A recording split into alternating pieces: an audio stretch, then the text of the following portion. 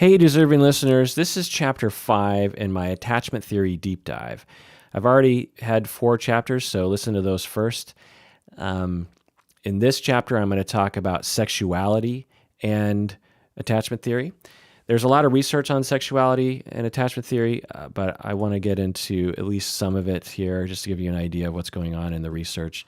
There's a lot of research on couples, on intimate partner violence and sexuality and attachment, on different attachment styles and how they approach sexuality.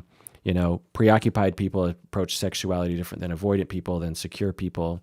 Faking orgasm has been looked into in terms of attachment style.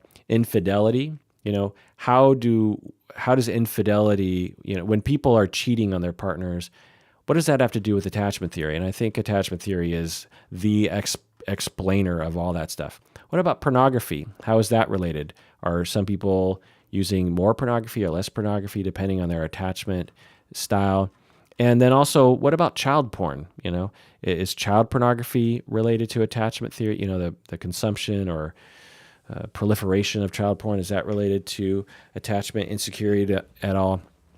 So let's get into all of that.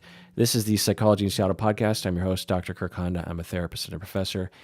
If you're not a patron of the podcast, you're not going to hear this whole episode. So if you want to hear this whole episode, go to patreon.com and become a patron of the podcast. Do so now.